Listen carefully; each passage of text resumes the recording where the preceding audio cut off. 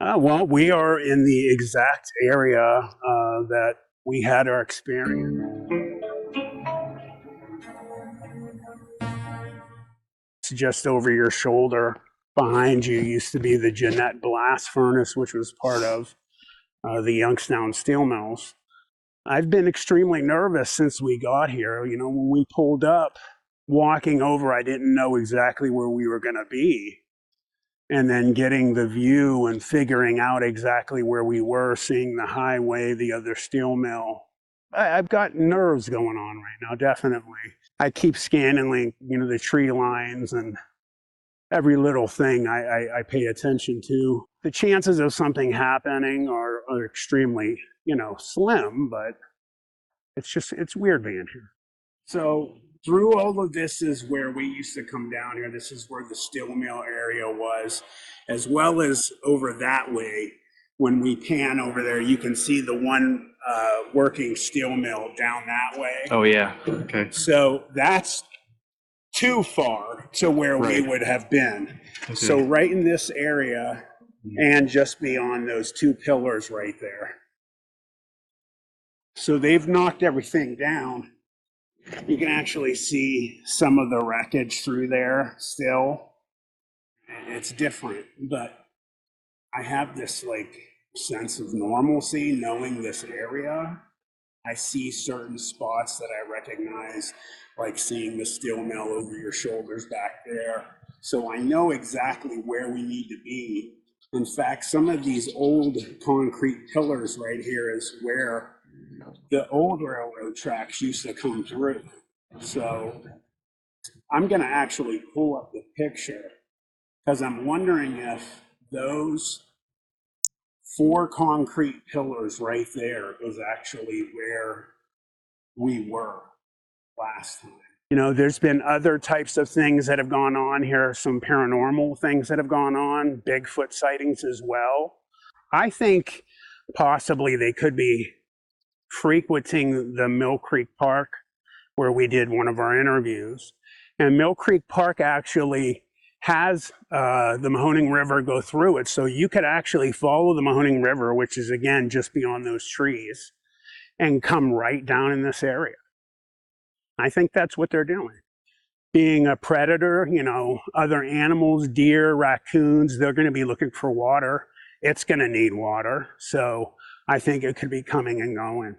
My friends and I used to come down to this area all the time and ride our bikes. And when the steel mill used to be here, we would come down and we would traverse all of this. You'd see, especially behind you, the just gigantic, hulking, dilapidated steel mills. And we would go everywhere around here. And we'd follow the Mahoning River, which is just over there beyond the tree line. And we came down here one night, and we would have big fires in the Jeanette blast furnace. And this one night we had a real big one, and we were just chilling out, and we heard a pack of wild dogs. Not much longer after that, we started to hear a much deeper, angrier noise. It was bigger than a grizzly bear. I mean, it was just gigundous. And I remember immediately thinking, I have to be dreaming, because this thing is so big, this just can't be possible, what we're looking at. This thing stood up, and what we were looking at was a werewolf, 100%. Everything we've been taught doesn't exist. This thing was standing there staring at us and roared. I've researched over the time since this happened. Infrasound is something that natural animals utilize to cause prey to be discombobulated, and that's what we got hit with. Divine intervention hit, and I believe it was. And a train came by, and it honked its horn, and this thing stopped and looked at us, looked back, did it 3 times, and then the last time it kind of did a triple take and almost jumped towards me again, and turned around and left the building. Basically turned into an amorphous black shadow, and it was gone. And you know, changed our lives forever. So I believe the creature we saw that night was 100% supernatural. The characteristics that it displayed, the eyes, the shadow turning into a shadow, the cloaking that went on, no natural creature can assume those types of characteristics. It's from somewhere else, another dimension, I think. All right, so we are heading in a direction that hopefully we can see something. So we are doing our live investigation here, we're trying not to make too much noise. The last thing we want is to spook anything. Back here was where we had heard at one point something walking in the woods. You can see there is different types of like construction stuff, parts of whatever was here before. Yeah, I see. I mean, it is deep. Yeah. I mean, there's some deep, deep woods back there, man. This was the area this is the area that we were hearing something. That's Mike going to check in there a little bit. Dave going in.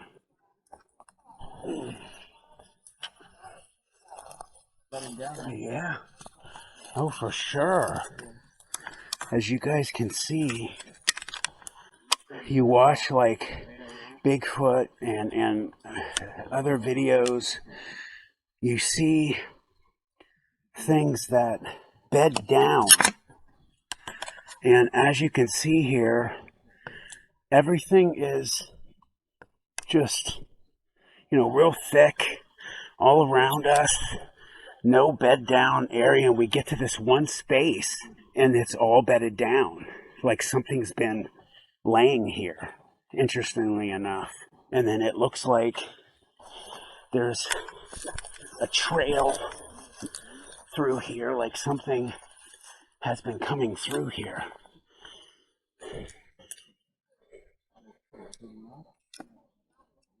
Been hearing since I've been behind you. It sounds like there's something over in that area. I was messing with my resolution and I heard something going through here, and then I turned the light over there and it stopped. And then I started walking towards you guys again and it started walking again. So I stopped to say something and I don't hear it anymore. Yeah, it was over that way. It is. Oh, is it? Oh, okay. That has to be where you can get to the Mahoning River, a cave or an old foundation, which I would imagine is a part of the old steel mill. Oh, 100%. And as you can see, it goes down deep. Wow.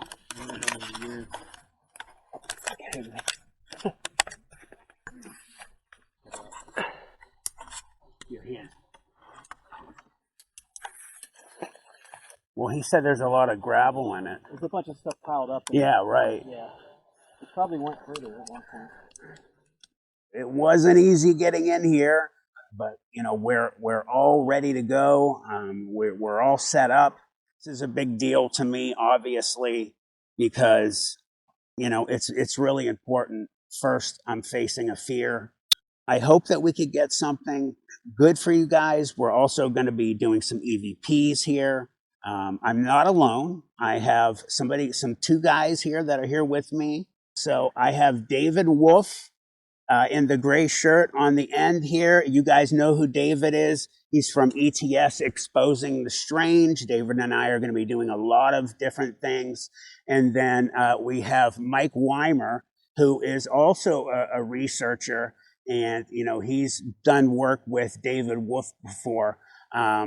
It's not easy to get down here. So, just to be honest with you, not a lot of different ways to get in here. It took us, what, about a half an hour to get down here. As you can see behind us, it's pitch black. I'm nervous right now. Mike, a little bit ago, you said you heard something in the woods, something pretty heavy. Yeah, he heard something snap. Oh, what the? Dude, what? No, man, I'm good, man. What was that? Dude, something touched my ear. Goodbye. Oh shit, dude. What the We are fuck, done dude? here. Goodbye. I'm good, man. What the fuck? That freaked me out, dude. Oh my god, dude. That's nothing like that's ever happened to me.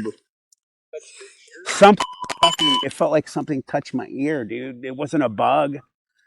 Holy, kidding me? Oh, dude, I'm freaked out, dude. All right, I heard something a little bit ago. I Holy heard shit, dude, over there. I'm really freaked out. We did an EVP recording, and at first, nothing. Just the usual static and wind. I kept talking just in case something out there was listening. Did you die here? When we played it back? Well, listen for yourself. If so, why are you still here?